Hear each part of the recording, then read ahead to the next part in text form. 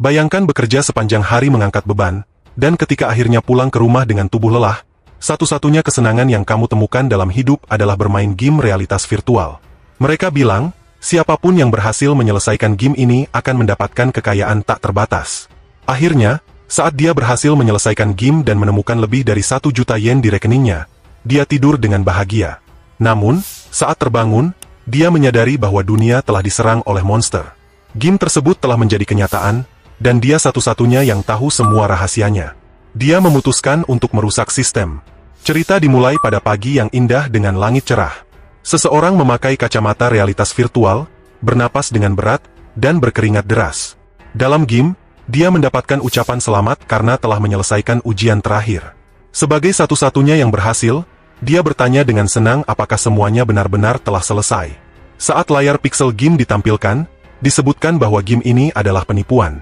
Dia menjelaskan bahwa game ini disebut Access Online, sebuah game realitas virtual yang luar biasa, imersif, dan penuh aksi, kompatibel hingga resolusi 16K. Sebuah RPG dunia terbuka online di mana pemain bisa merasakan, mencium, dan mendengar segalanya. Game itu menjanjikan bahwa siapapun yang bisa menyelesaikannya akan mendapatkan kekayaan tak terbatas, yang mustahil dihabiskan bahkan dalam 1000 tahun. Saat itu, tidak ada yang percaya dengan janji tersebut. Dia sendiri mengaku sebagai salah satu orang yang tidak percaya, hanya menikmati game itu meskipun terus meminta uang.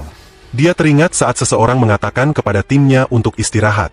Ketika dia sedang bekerja seperti biasa, membersihkan puing-puing pada sore hari, dia tak menemukan pekerjaan lain dan mulai bekerja paruh waktu sebagai buruh konstruksi. Terjebak dalam rutinitas kerja keras di bawah matahari sambil terus dimarahi oleh rekan-rekan yang lebih tua, tiba-tiba dia menerima pesan di ponselnya dari manajemen Access Online. Melihat bahwa pesan itu dari game, dia bertanya-tanya apakah dia lupa mematikan notifikasi email. Dalam pesan itu, dia diberi selamat karena meraih peringkat pertama dalam uji beta, diberitahu bahwa hadiahnya akan disetorkan ke rekeningnya. Dengan senyum sinis, dia meragukan apakah email penipuan seperti itu masih ada, tetapi dia memutuskan untuk memeriksa rekeningnya. Ketika melihat ponselnya, yakin bahwa tidak ada uang yang masuk, dia dikejutkan dengan fakta bahwa ada 1 juta yen di rekeningnya. Seorang pria mendekatinya, mengatakan bahwa dia akan membutuhkan bantuannya setelah istirahat. Pria itu mendekat, menepuk bahunya, dan bertanya apakah dia baik-baik saja. Tanpa mengatakan apa-apa, dia mulai berlari sambil tertawa terbahak-bahak, meninggalkan rekannya yang kebingungan. Dengan penuh harapan, dia bertanya-tanya apakah itu nyata, apakah benar-benar mungkin mendapatkan uang dari game. Dia bertanya-tanya apakah janji hadiah yang tidak bisa dihabiskan dalam 10.000 tahun itu benar. Hal ini memotivasinya untuk lebih mendalami game tersebut. Game ini sangat kejam, menggunakan pemainnya sebagai pengorbanan. Penjaga menara menghancurkan pengguna yang kalah, menghapus data mereka sepenuhnya. Di ruang bawah tanah, pintu keluar menara selalu acak, dan bagian terbaik dari eksplorasi ini adalah para pemain bisa merasakan rasa sakit yang sama seperti karakter mereka ketika menderita. Menghadapi ketakutan akan kematian yang nyata membuat banyak pemain menyerah. Dia hanya menghasilkan cukup uang untuk menutupi biaya hidupnya dari pekerjaan paruh waktunya. Namun, untuk bermain lebih banyak, dia berutang kepada rentenir dan bank. Sekarang, dia tidak punya pilihan selain berharap mendapatkan kekayaan tak terbatas yang tidak akan habis selama 10.000 tahun. Kembali ke saat dia menyelesaikan game, dia hanya diberi ucapan selamat dengan mengatakan bahwa hadiah sebenarnya adalah pengalamannya. Dia mulai melepas headset realitas virtualnya dengan tak percaya, bertanya-tanya apakah dia benar-benar berhasil. Dia meninggalkan semuanya dan berlari ke ponselnya dengan gelisah, menunggu untuk menerima hadiah. Saat mengklik email dari tim Praes Online, dia membaca pengumuman bahwa mereka baru saja mencapai tujuan mereka, dan karena itu, permainan tersebut akan dihentikan. Dengan marah, dia bertanya-tanya apa yang akan terjadi dengan hadiahnya sambil membaca ucapan terima kasih dari permainan itu kepada para pendukungnya. Merasa kecewa, dia menjatuhkan ponselnya ke lantai. Sambil menyesal, dia berlutut, bertanya-tanya apakah dia akan diberi hadiah dengan layak sekarang setelah dia menyelesaikan permainan. Hari tetap cerah, dan lingkungan sekitar tetap tenang, seolah-olah masalahnya tidak memengaruhi siapapun. Sambil berjalan ke tempat tidurnya, dia mencoba meyakinkan dirinya bahwa, karena ini melibatkan jumlah uang yang besar, mungkin akan memakan waktu untuk mentransfernya. Dia berbaring kelelahan di tempat tidurnya dan berkata bahwa dia akan memeriksanya besok. Keesokan harinya, sambil melihat ponselnya, dia mengakui bahwa tidak ada yang datang selain 1 juta yen, dan dia berpikir seharusnya dia menyerah lebih awal. Setelah kejadian ini, seminggu berlalu.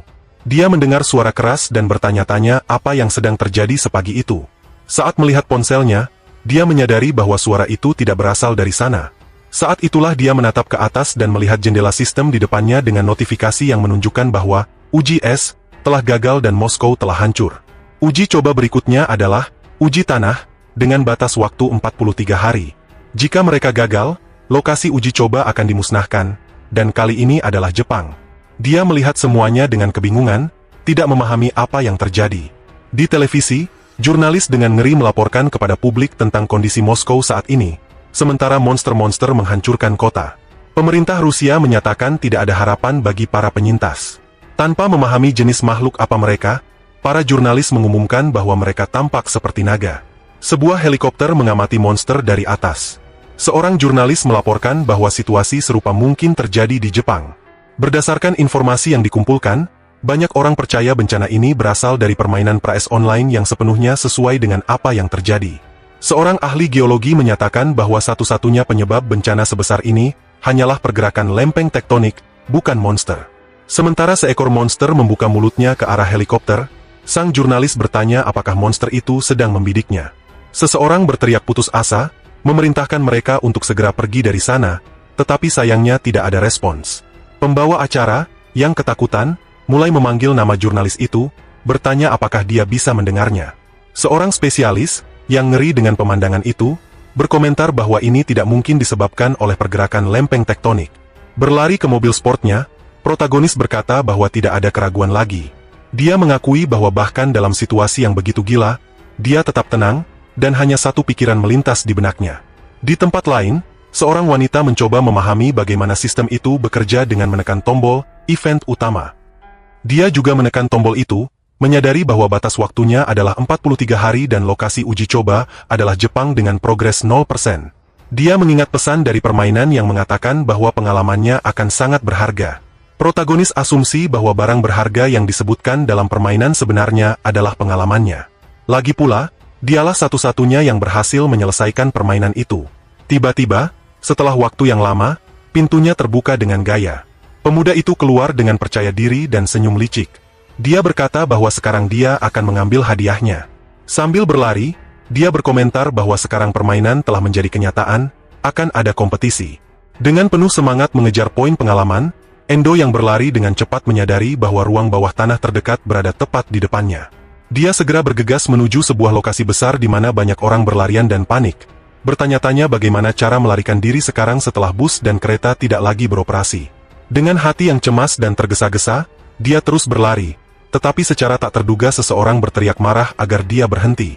Seorang pria menghalangi jalannya, membuat Endo terkejut. Pria itu bertanya apakah Endo hanya akan mengabaikan peringatannya dan pergi begitu saja.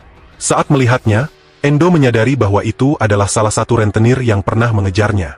Rentenir itu mengatakan bahwa dia sedang dalam perjalanan menuju rumah Endo dan memerintahkannya untuk kembali.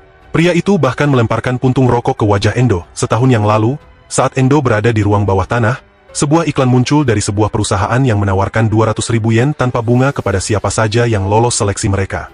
Namun, mereka menuntut 50% dari semua hadiah yang diperoleh.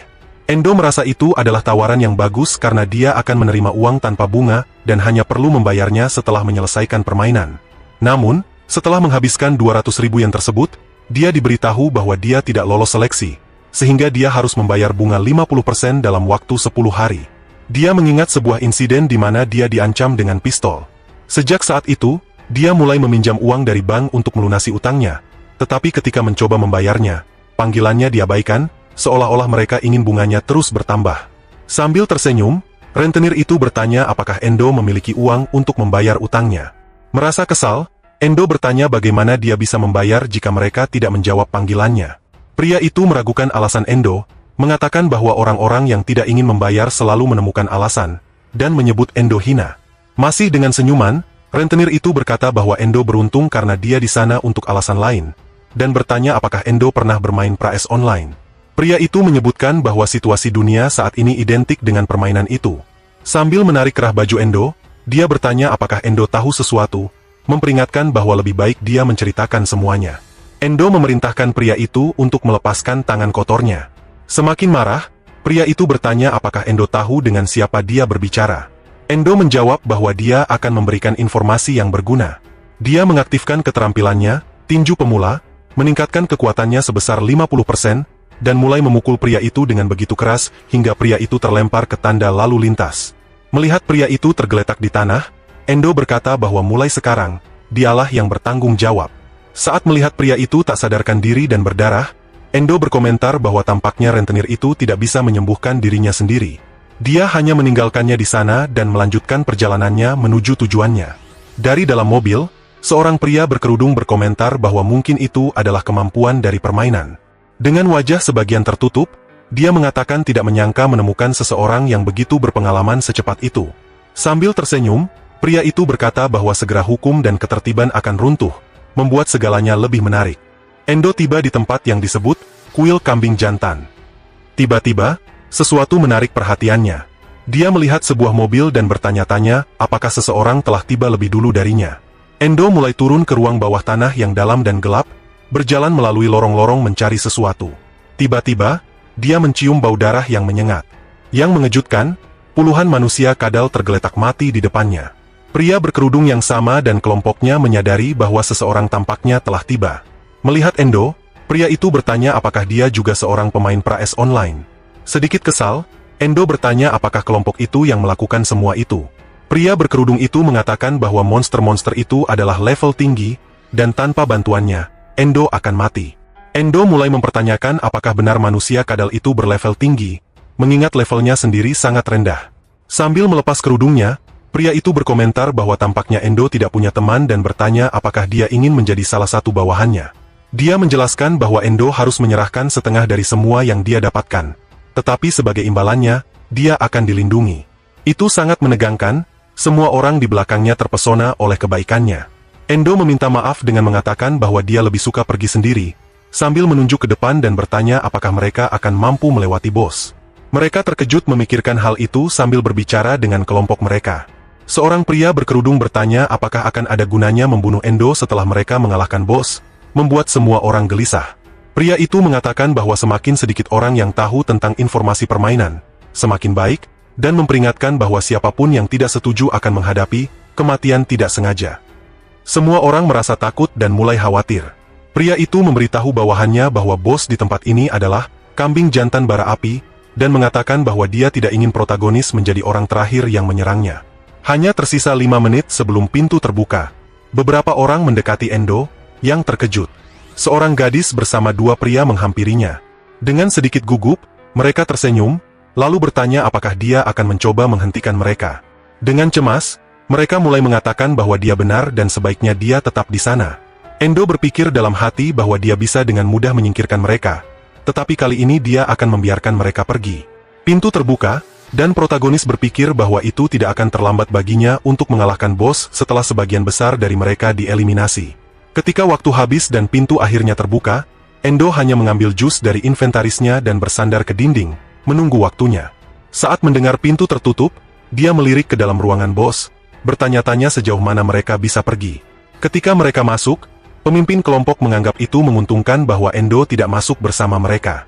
Gadis itu menyebutkan bahwa mungkin protagonis menyadari niat mereka untuk membunuhnya, tetapi pemimpin mengatakan bahwa dia tidak cukup pintar untuk menyadari hal itu. Di depan mereka ada ruangan besar yang benar-benar kosong, kecuali satu cahaya yang masuk melalui celah di atap, menyinari perisai salah satu bawahannya. Pemimpin memerintahkan pria itu untuk melakukan tugasnya. Pemuda itu, sambil memegang perisainya, mengatakan bahwa dengan perisai itu, bos tidak akan menjadi masalah, lalu memanggil pemimpin itu sebagai Tuan. Tiba-tiba, angin kencang menerpa mereka, membuat semua orang bingung. Mengejutkan, tornado api besar terbentuk tepat di depan mereka. Pemimpin, dipenuhi ketakutan ekstrim, mulai bertanya-tanya jenis skenario apa ini. Pikiran itu terputus ketika cakar besar muncul dari api. Saat itulah dia menyadari bahwa itu benar-benar kambing jantan neraka. Makhluk campuran antara kambing, serigala, kuda, dan hewan lain. Makhluk itu mengeluarkan raungan keras yang mengirimkan gelombang kejut dan api ke segala arah. Banyak prajurit berteriak saat serangan dahsyat lainnya menghantam mereka. Pemimpin, bersama beberapa bawahannya, terlempar ke pintu masuk. Dia mengumpat, bertanya-tanya bagaimana semua ini bisa berakhir seperti ini dengan monster itu tepat di depan mereka. Seorang gadis yang ketakutan bertanya apa yang harus mereka lakukan sekarang. Dengan marah, Dia memerintahkannya untuk diam dan memerintahkan semua orang untuk mundur.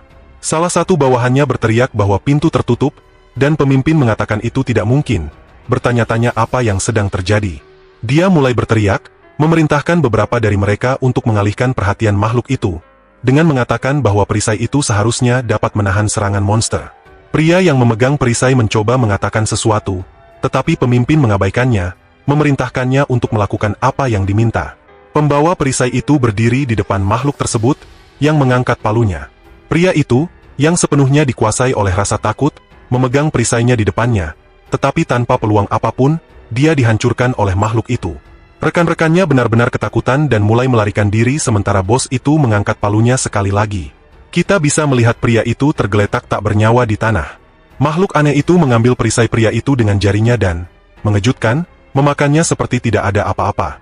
Semua orang berkomentar dengan tidak percaya bahwa itu tidak mungkin karena perisai itu adalah perisai tingkat epik.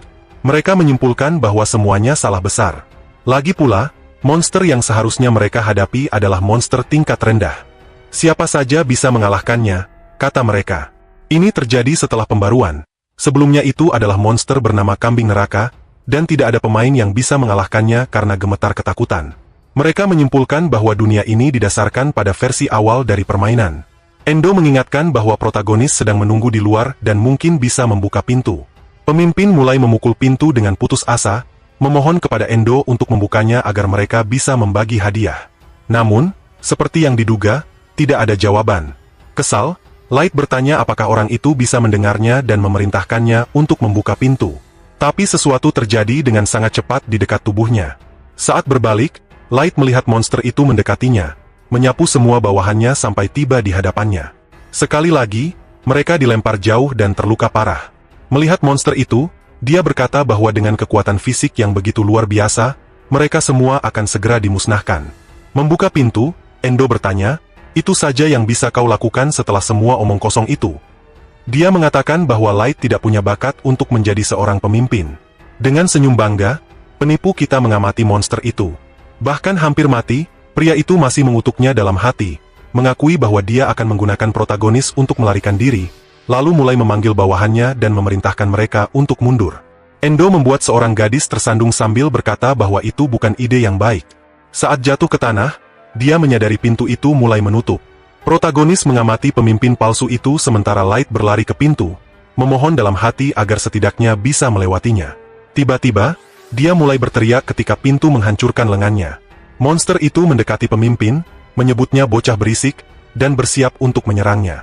Dia mengatakan bocah itu sangat menjengkelkan dan akan menghabisi nyawanya di tempat. Light melihat ke belakang, menyadari bahwa monster itu menuju ke arahnya. Tiba-tiba, darah berhamburan ke seluruh ruangan. Melihat adegan yang menakutkan itu, gadis dan pria yang mencoba menghentikan protagonis bertanya-tanya apa yang harus mereka lakukan melawan monster seperti itu. Sambil mengambil pedang dari tanah, Endo berkata bahwa apa yang harus mereka lakukan itu jelas. Mengangkat pedang, dia berkata bahwa meskipun Light lemah, dia memiliki pedang yang bagus, dan itu cukup untuk seseorang seperti dirinya. Monster itu, sekali lagi mempersiapkan palunya, bertanya pada protagonis apakah dia begitu ingin mati. Dengan serangan yang kuat, monster itu menghantam, mengirimkan pecahan batu ke segala arah. Protagonis muncul di atas monster itu, bersiap untuk menyerang balik. Sambil tersenyum, dia bertanya pada monster itu apa yang sedang dibicarakannya. Dalam sekejap mata, dia berhasil memotong monster itu di beberapa tempat, dan monster itu berteriak sementara tanduknya jatuh ke tanah. Mantan bawahan Light menatap pria itu dengan ketakutan, terkesan dengan tingkat kekuatannya. Dengan tenang, Endo bertanya apa pendapat mereka. Sekali lagi, penipu kita berkata bahwa jika mereka membayarnya 10 juta yen, dia mungkin mempertimbangkan untuk menyelamatkan mereka.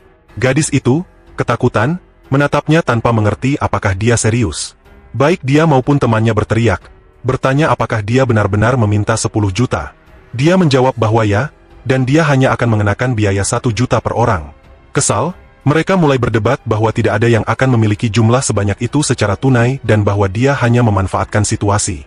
Endo berkata bahwa jika mereka tidak memiliki uang, mereka harus membayar dengan usaha mereka, lalu bertanya apakah mereka benar-benar ingin mati muda. Kemudian sang pahlawan menyatakan bahwa mereka akan bekerja untuknya, menyerahkan 90% dari semua yang mereka hasilkan. Gadis itu berteriak, memintanya berhenti memperlakukan mereka seperti orang bodoh, sementara temannya berkata bahwa bahkan Light hanya meminta 50%. Sementara itu, monster itu mulai bangkit kembali dengan lebih ganas. Dengan marah, dia bertanya siapa yang berani memotong tanduknya yang berharga, lalu melemparkan bola api besar sambil berteriak bahwa mereka seharusnya mati 1000 kali. Gadis itu melancarkan mantra untuk mencoba melindungi dirinya sendiri. Endo melompat melewati api, dan keduanya terlempar ke belakang oleh kekuatan dampaknya. Endo mendarat di depan mereka, tersenyum, dan berkata bahwa tampaknya mereka berhasil melarikan diri, tetapi dia bertanya-tanya berapa lama keberuntungan mereka akan bertahan. Mendengar itu, keduanya menyerah dan setuju untuk bekerja dengannya, tetapi memohon agar dia menyelamatkan mereka. Dia mulai tersenyum puas dengan hasilnya dan berkata bahwa tampaknya mereka telah mencapai kesepakatan, sambil memandang monster itu dan mengatakan bahwa sudah lama sejak dia mengalahkannya. Monster yang kesal berkata bahwa dia tidak ingat pernah dikalahkan oleh seseorang seperti dia. Kedua bawahannya bertanya apa yang sedang dia bicarakan, karena seharusnya kambing neraka itu sudah dieliminasi sebelum dikalahkan. Tanpa menjawab, Endo menatap monster itu dengan tekad. Dia teringat bahwa sebelum pembaruan, dia pernah mengalahkan monster itu sekali, dan mengakui bahwa dia mendengar dari beberapa sumber bahwa kambing neraka itu telah diubah menjadi kambing api. Dengan satu ayunan pedangnya, protagonis berhasil menangkis serangan monster itu. Monster itu menatapnya bingung, tidak mampu memahami bagaimana dia melakukannya. Bawahannya menatapnya, bertanya-tanya siapa sebenarnya Endo, setelah melihat dia menghentikan makhluk itu dengan begitu mudah. Protagonis mengakui kepada monster itu bahwa jika serangannya mengenainya, dia pasti akan mati. Namun, dia menambahkan bahwa serangan tersebut tidak berbahaya setelah triknya diketahui. Monster itu terus menyerang, sementara dia menghindar dan memblokir dengan relatif mudah. Monster itu semakin frustrasi, bertanya-tanya bagaimana itu mungkin terjadi, sementara protagonis bergerak di belakangnya, mengayunkan pedangnya. Endo berhasil menyerang mata monster itu sambil berkata bahwa pola serangan monster itu persis seperti di dalam game.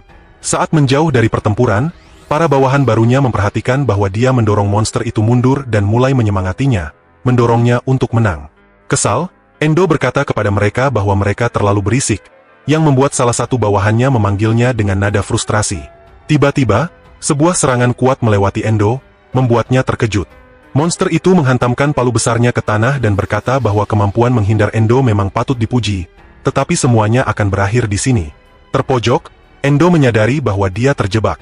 Dia bertanya kepada kambing neraka apakah itu rencananya sejak awal, untuk menjebaknya. Mengabaikan pertanyaannya, monster itu bertanya apakah dia memiliki kata-kata terakhir. Dengan senyuman, protagonis hanya berkata kepada monster itu untuk mati saja, karena bahkan tidak bisa mengenai satu serangan pun. Semakin marah, monster itu berkata bahwa dia akan mengabulkan permintaannya. Monster itu memanggil api di sekitarnya dan membuka mulut, memusatkan inti besar api di tengahnya. Para bawahan mulai bertanya-tanya apa itu api hitam tersebut. Endo menjelaskan bahwa itu adalah api yang membakar segalanya, mampu membunuh bahkan pemain level 99 secara instan. Itu adalah serangan yang menghanguskan tanah sepenuhnya, tanpa memberikan rute pelarian. Ini adalah gerakan terakhir kambing itu, harapan terakhirnya. Dengan kilauan ungu di matanya dan senyuman, Endo berkata bahwa itu bukan masalah besar dan mengaktifkan kemampuan Nafis Iskaika. Dengan hanya menggunakan 50% kekuatannya, dia menciptakan kilauan terang di tempat dia berdiri. Dengan keahlian, dia melompat menuju monster itu, berpikir bahwa meskipun itu adalah serangan yang kuat, serangan itu membuat penggunanya sepenuhnya tanpa pertahanan. Selain itu, dia menambahkan bahwa mulut monster itu tidak sekuat bagian tubuhnya yang lain. Memposisikan dirinya di langit-langit untuk mendapatkan momentum, dia berkata bahwa dengan kata lain, ini adalah kekuatan tingkat 1 cukup untuk menjaga mulut itu tetap tertutup. Endo bergerak dari atas ke bawah, menjatuhkan monster ke tanah. Monster itu tampak putus asa, berusaha membuka mulutnya sementara api membakarnya dari dalam. Endo, yang kelelahan setelah pertempuran, menjelaskan bahwa begitu kemampuan ini diaktifkan, tidak mungkin lagi untuk menahannya. Tidak ada yang tersisa untuk monster itu selain merasakan api yang membakar seluruh tubuhnya. Endo melompat mundur, menciptakan jarak, dan bertanya kepada monster apakah ia sanggup menahan api miliknya sendiri. Dari kejauhan, ia mengamati monster itu dilahap oleh serangannya sendiri. Sambil memandang monster tersebut, Endo memberinya perpisahan terakhir. Ketika, kambing neraka, akhirnya membuka mulutnya, yang keluar hanyalah jeritan singkat. Beberapa saat kemudian, monster itu menjadi abu sepenuhnya. Sistem kemudian memberi pemberitahuan bahwa bos unik, sang kambing neraka, telah dikalahkan. Gadis dan pria yang berada di tempat itu hampir tidak percaya bahwa mereka masih hidup. Saat mereka menatap Endo, mereka menyadari bahwa ia berhasil mengalahkan bos tersebut tanpa luka sedikit pun. Sistem memberi selamat kepada Endo, mengumumkan bahwa ia adalah orang pertama yang berhasil mengalahkan bos unik, dan memberinya gelar pembunuh pertama. Hal ini membuat Endo sedikit bingung, karena ia tidak mengingat ada gelar seperti itu di dalam permainan. Gelar tersebut memberinya bonus 50% tambahan kerusakan saat melawan bos. Sebagai hadiah tambahan, ia juga dapat memilih profesi sekundernya.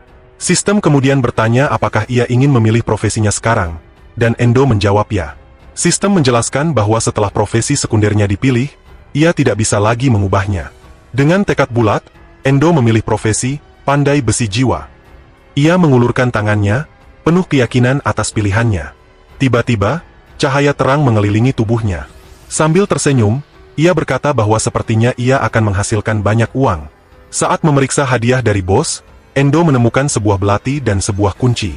Gadis itu memberitahunya bahwa kunci tersebut adalah kunci saluran pembuangan, sebuah tempat yang bagus untuk meningkatkan level dengan cepat dan mendapatkan uang. Pria yang bersamanya mengatakan bahwa tujuan utamanya adalah item ultra langka yang dijatuhkan oleh bos tersebut. Endo memutar kunci itu di jarinya dan menjelaskan bahwa item ini sebenarnya tidak terlalu langka. Faktanya, tingkat dropnya adalah 100%. Yang lain terkejut dengan betapa santainya dia memperlakukan sebuah benda yang begitu sulit untuk didapatkan. Sambil memandangi belati, mereka mengira bahwa dia hanya beruntung mendapatkannya. Endo berjalan menuju puing-puing, dan saat mengarahkan bilah belati tersebut, muncul percikan kuning dan biru. Dengan satu gerakan sederhana ke bawah, ia memotong salah satu potongan puing menjadi dua. Para bawahannya menyaksikan dengan takjub, bertanya-tanya apa yang terjadi dengan belati itu. Namun, Endo menyebutkan bahwa belati itu masih belum cukup bagus. Dia mulai menggunakan kemampuan pekerjaan sekundernya, berharap material yang dibutuhkan sederhana. Meskipun istilah pekerjaan sekunder terdengar opsional, Endo menjelaskan bahwa itu sebenarnya sangat penting. Sebagai pandai besi jiwa, dia dapat menggunakan pecahan jiwa kecil untuk menciptakan atau meningkatkan sesuatu. Ini adalah satu-satunya pekerjaan yang memungkinkannya mencapai akhir permainan. Endo mengaktifkan kemampuan penglihatan jiwa dan, saat melihat pedangnya, dia menyadari bahwa pedang itu dapat dibangkitkan dengan menggunakan pecahan jiwa seorang penyihir tipe F. Ketika melihat seorang gadis, dia menyadari bahwa gadis itu adalah seorang penyihir. Endo memastikan bahwa tidak akan ada konsekuensi jika pecahan jiwa itu diambil melalui kontrak. Dia mengakui bahwa dia berharap mengetahui ini sebelum menerima 90% keuntungan dari kelompok itu. Endo menancapkan belatinya ke tanah sambil berkata bahwa masih ada sesuatu yang bisa ia gunakan. Sambil memandang kedua rekannya, dia bertanya apakah mereka masih menginginkan kunci itu untuk meningkatkan level. Bingung, mereka bertanya apakah dia benar-benar setuju. Endo mengatakan bahwa sebagai gantinya, mereka harus memberinya semua item dalam daftar ini, sambil sedikit mengurangi biaya yang harus mereka bayar. Kedua rekannya sangat senang dan mulai mengucapkan terima kasih. Namun, Endo berkata bahwa mereka tidak perlu berterima kasih, karena semakin banyak mereka mendapatkan, semakin banyak pula yang akan ia dapatkan. Setelah memenuhi persyaratan untuk ekstraksi, Endo berhasil memperoleh pecahan jiwa dari penyihir tipe F. Dengan bahan-bahan di tangan, dia mengaktifkan kemampuan pandai besi jiwa sekali lagi. Dia memerintahkan pedang itu untuk bangkit. Pedang itu mulai bersinar terang, dengan pecahan-pecahan kekuatan yang berputar dalam pusaran energi. Bilah pedang berubah menjadi ungu. Endo memperhatikan bahwa ia telah mendapatkan kemampuan baru bernama tebasan jiwa. Untuk mencobanya, ia mengaktifkan kemampuan itu. Para bawahannya menyaksikan dengan takut saat ia melakukan tebasan ke depan yang memotong segalanya di jalannya. Serangan itu begitu kuat hingga memotong gudang, memperlihatkan hutan di belakangnya. Para bawahannya memandang kawah besar yang dihasilkan dengan kekaguman atas kekuatan itu. Mereka bertanya-tanya apakah manusia benar-benar bisa memiliki kekuatan seperti itu. Sambil melihat belati itu, Endo berkata bahwa ini sepertinya adalah batas kekuatannya. Ketika melihat gadis itu, Endo mengatakan bahwa dia sekarang memiliki senjata dan kemampuan minimal untuk melanjutkan ke langkah berikutnya. Dia berhenti di depan gadis itu, membuatnya ketakutan. Endo kemudian berjongkok di depan tubuh-tubuh mantan rekan bawahannya dan mulai berdoa. Ruby, yang mengamatinya, berpikir bahwa Endo sedang meratapi kematian para pemain yang telah gugur. Namun, kenyataannya adalah bahwa Endo hanya ingin mengambil dompet dari mereka. Pencuri kecil itu tersenyum dan berkata bahwa mereka memiliki cukup banyak uang. Kedua rekannya akhirnya menyimpulkan bahwa Endo lebih berbahaya daripada kambing neraka. Di suatu tempat, Banyak bulu hitam jatuh dari langit di sekitar sebuah kuil, sementara beberapa burung gagak terbang. Seseorang berdiri di depan pintu kuil itu. Itu adalah Endo, yang mengamati tempat itu dengan tenang. Dia mendekati sebuah sumur, mulai menuruni tangga, dan menyebutkan bahwa di bawah sumur itu ada banyak monster yang biasanya hanya bisa dikalahkan oleh kelompok beranggotakan 3 orang atau lebih. Tetapi Endo berkata bahwa aturan itu tidak berlaku baginya. Dia, setelah semua ini, memiliki belati kambing. Ketika sampai di ujung tangga, dia melihat sekelilingnya. Tiba-tiba, dia mendengar suara koin yang dilempar ke arahnya dan dengan cepat membelahnya menjadi 2, menghindari kontak sambil memposisikan diri untuk bertarung. Pemain itu mengangkat belatinya ke depan, memperhatikan sesuatu, dan mengerutkan dahi, tampak kesal. Secara tak terduga, 3 pria muncul dan bertanya apakah ada pengunjung baru. Salah satu dari mereka, dengan tatapan haus darah, berkata kepada protagonis bahwa tempat itu adalah milik mereka. Menunjukkan belatinya ke arah mereka, protagonis bertanya, siapa yang memutuskan itu? Pria itu menjawab bahwa dalam permainan, yang pertama tiba adalah yang menang dan bertanya apakah itu bukan aturan yang berlaku. Pria lainnya menyarankan bahwa mereka bisa membiarkan protagonis menggunakan area tersebut jika dia membayar biaya. Menyadari bahwa orang-orang ini seperti dirinya, Endo bertanya berapa harganya. Pria itu mengatakan dia akan mengenakan biaya 50.000 yen per jam karena, meskipun begitu, protagonis masih akan mendapat keuntungan. Dia memberikan uang kepada mereka, dan mereka berterima kasih sambil memberitahu bahwa dia memiliki waktu 1 jam mulai dari sekarang. Masuk lebih dalam ke dalam Dungeon, dia tiba di Gua Serigala. Tiba-tiba, dia mendengar auman, dan seekor serigala putih berlari cepat ke arahnya. Sebelum dia menyadarinya, dia dikelilingi oleh lusinan serigala. Dia berkomentar bahwa ini adalah serigala berlian, monster tingkat menengah yang ideal untuk menghasilkan uang, dan gua ini adalah satu-satunya tempat di mana mereka muncul dalam kelompok. Dia berkata bahwa dia bisa menggunakan pedang jiwa, tetapi lebih baik menyimpannya untuk sekarang. Dalam sekejap, semua serigala menyerangnya. Dengan cekatan, dia melompat ke arah mereka dan dalam sekejap mata memotong semua serigala. Dia terus membunuh mereka sambil berjalan di antara kawanan dan memenggal mereka. Setelah selesai, dia menghentikan serangannya dan duduk di antara semua mayat untuk memulihkan napas sambil tersenyum. Dia berkata bahwa, seperti yang dia duga, mereka tidak memberikan banyak hasil. Secara tak terduga, salah satu pria yang menghadapinya di pintu masuk muncul di belakangnya, bersiap untuk menyerang. Dengan relatif mudah, protagonis berhasil menahan serangan musuhnya. Mengayunkan belatinya, dia menyerang balik, tetapi mengejutkannya, pria itu berhasil menghindari serangannya. Namun, pukulan itu mengenai bagian atas gua, menyebabkan ledakan besar. Musuhnya, dengan luka di dahinya, mengakui bahwa itu berbahaya. Protagonis mengamati bahwa pria itu berhasil menghindari serangannya, menunjukkan pengalamannya dalam pertempuran. Dia berkata kepada pria besar itu bahwa ternyata dia memilih untuk bermain curang. Setelah semua ini, dia menunggu hingga protagonis membunuh monster sebelum menyerangnya. Dengan senyum manik, lawannya berkata bahwa dia menyukai itu. Protagonis menyimpulkan bahwa tujuan sebenarnya pria itu adalah menunggu pemain lain mengumpulkan perlengkapan untuk kemudian membunuh mereka dan mencurinya. Mendengar percakapan itu, pemimpin kelompok berkata bahwa tampaknya protagonis telah mengetahuinya. Tersenyum, protagonis berkata bahwa ini adalah tempat rahasia yang digunakan semua orang. Jadi akan aneh jika hanya mereka yang ada di sana. Dia berkata bahwa jika mereka ingin menipunya, setidaknya mereka seharusnya merencanakan tipu muslihat yang lebih baik. Protagonis mengakui pada dirinya sendiri bahwa dia sebenarnya baru menyadari hal ini setelah melihat senjata mereka. Dia mencatat bahwa pria besar itu menggunakan sejenis sarung tangan logam, yang dikenal sebagai rocket punches. Itu adalah gerakan yang berisiko, tetapi secara signifikan meningkatkan kecepatan pengguna. Dia juga menyebutkan senjata pria kurus, pedang yang memotong melalui getaran, dan cincin di jari pemimpin kelompok. Itu adalah benda yang bermasalah.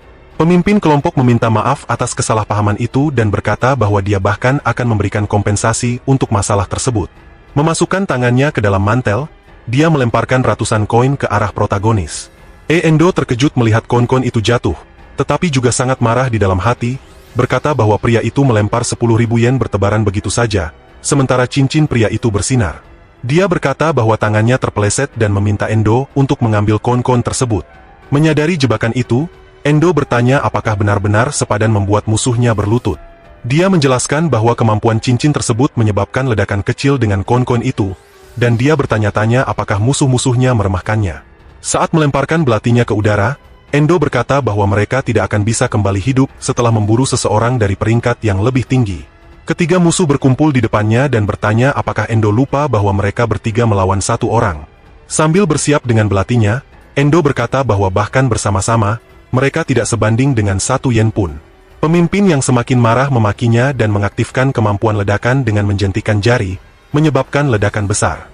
Pemimpin itu memerintahkan bawahannya untuk memotongnya hingga mati. Si besar muncul di belakangnya, siap menyerang. Dengan sedikit kesulitan, Endo berhasil menghindari serangan tersebut, dan sesuatu menarik perhatiannya saat dia masih di udara. Si kurus berkata bahwa dia tidak terlalu pandai menahan mereka.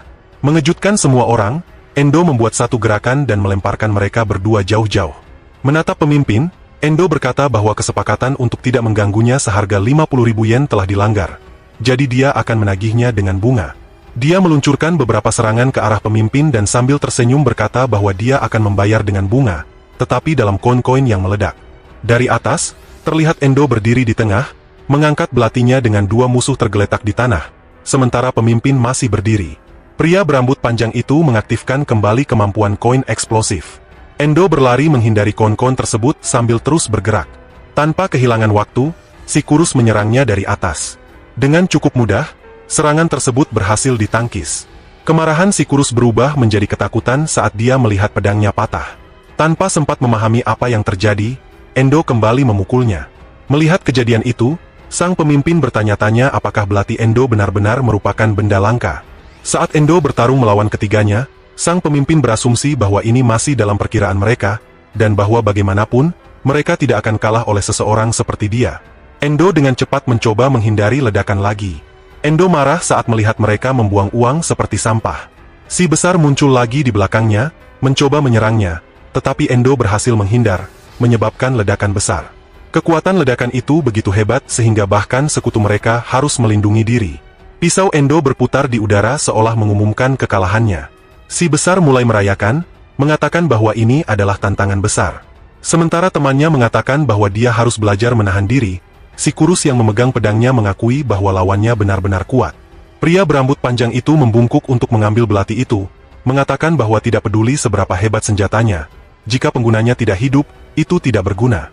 Tiba-tiba, Endo mengaktifkan kemampuannya, pembatas jiwa, mengikat si kurus dan si besar dengan rantai, meninggalkan hanya pemimpin yang kini ketakutan.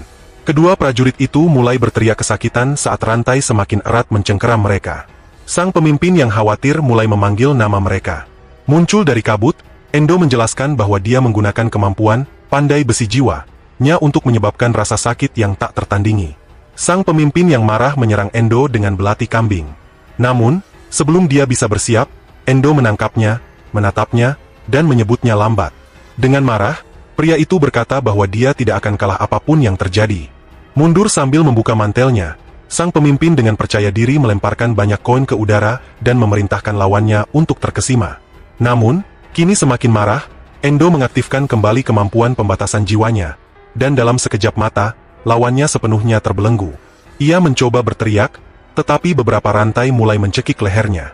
Koki tidak mengerti mengapa kemampuannya tidak aktif, dan Endo menjelaskan bahwa dengan perbedaan level yang signifikan, ia dapat meniadakan kekuatan musuh. Masih terikat, sang pemimpin bertanya tentang perbedaan level yang dimaksud, karena ia sudah berada di level 7. Sambil mempererat rantai, Endo berkata bahwa ia sudah cukup baik untuk pemula. Sementara itu, Endo mengamati mereka dan mencoba mencari tahu kondisi yang diperlukan untuk mendapatkan pecahan jiwa mereka. Kondisi pria besar adalah memuaskan rasa laparnya, pria kurus harus memperkenalkan kakak perempuannya, dan pemimpin harus merasakan ketakutan yang tulus. Dengan tatapan mengancam, Endo mengatakan kepada sang pemimpin bahwa itu adalah kondisi yang bisa ia penuhi saat ini juga. Saat mencekik sang pemimpin, dia mulai memohon untuk hidupnya. Sambil memegang belati, Endo mengatakan bahwa membiarkannya hidup akan menjadi kerugian. Pria yang ketakutan bertanya apa maksudnya. Endo menjawab bahwa ia akan menjual bagian-bagian tubuhnya, karena selalu ada orang yang bersedia membelinya. Sekali lagi, sang penipu berkata bahwa bunga dari 50.000 yen itu cukup tinggi. Pria kurus mulai berteriak, mengatakan bahwa Endo benar-benar tampak seperti tipe orang yang akan melakukan hal seperti itu. Ia tersinggung, mengatakan bahwa tidak mungkin seorang pekerja lepas seperti dirinya memiliki koneksi ke pasar gelap. Endo mengatakan bahwa jika mereka tidak suka dengan ide itu, mereka harus memikirkan cara lain untuk menghasilkan uang. Dalam ketakutan, sang pemimpin memohon untuk hidupnya sementara air mata mengalir di wajahnya. Sebuah sistem memberitahu bahwa Koki sangat takut kepadanya, dan kondisi telah terpenuhi, memberinya pecahan jiwa penyihir. Setelah itu, Endo membebaskan mereka dari rantai, dan mereka jatuh ke tanah terengah-engah mencari udara. Endo memberikan beberapa kontrak, memerintahkan mereka untuk menandatangani semuanya. Mereka marah melihat bahwa mereka harus menyerahkan 90% dari penghasilan mereka dan mematuhi semua perintahnya. Dengan tatapan haus darah, Endo menatap tajam mereka dan bertanya apakah ada keluhan. Ketakutan, mereka menjawab bahwa mereka tidak memiliki keluhan. Ia mengatakan bahwa mulai sekarang, ketiganya adalah bawahannya, dan jika mereka pernah berpikir untuk mengkhianatinya, meja operasi akan menjadi takdir mereka. Secara tak terduga, Endo meminta mereka untuk membawanya ke pemimpin sejati. Mereka benar-benar ketakutan, bertanya-tanya bagaimana dia mengetahuinya. Dia menjelaskan bahwa benda-benda yang mereka gunakan tidak mungkin diperoleh oleh orang-orang lemah seperti mereka, yang berarti jelas ada seseorang di balik semua ini, dan dia bertanya apakah itu benar. Koki mulai memohon sambil berkata bahwa jika bos mengetahuinya, mereka akan dibunuh, sambil menekan kepala bawahannya dengan kakinya. Endo bertanya apakah dia akan mengkhianati bos lamanya, atau lebih memilih untuk ditransplantasi organ-organnya.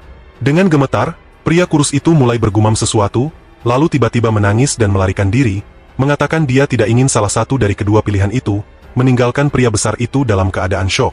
Endo menunjuk pria itu, bertanya apakah dia benar-benar berpikir bisa melarikan diri seperti itu. Rantai pembatas milik Alma kembali menangkapnya, dan kedua temannya benar-benar ketakutan oleh kendali total Endo saat mereka melihat temannya tercekik. Akhirnya, mereka mengatakan akan membawa Endo ke bos mereka, tetapi Endo masih menuntut semua senjata dan uang mereka. Endo menyadari bahwa keamanan di dunia ini sangat buruk, bahkan keamanan di dalam permainan lebih baik dari ini. Dengan senyuman, Endo tertawa, mengatakan bahwa mungkin tidak ada lagi yang dapat melukainya. Di jendela statusnya, terlihat bahwa protagonis berada di level yang sepenuhnya berbeda. Saat malam tiba, kita melihat sebuah sirkus. Seperti sirkus pada umumnya, ada tempat di mana pemain trapeze tampil bersama lingkaran api dan hal-hal lainnya. Dalam sebuah adegan, seseorang terlihat dipukuli oleh seorang pria. Orang yang diserang jatuh ke tanah sambil berdarah. Beberapa orang di dalam semacam sel mengatakan bahwa dia akan menjadi korban berikutnya dan mengungkapkan kesedihan mereka.